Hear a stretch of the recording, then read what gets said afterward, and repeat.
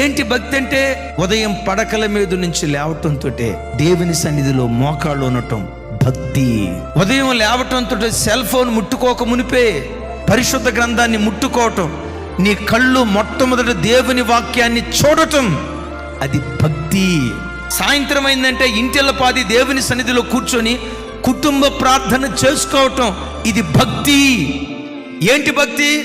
ఆదివారపు ఆరాధన 5:45కి మొదట ఆరాధనకు వస్తున్నావు, నిమిషం కూడా లేట్ కాకుండా దేవుని మందిరానికి ప్రతి ఆదివారం రావటం భక్తి.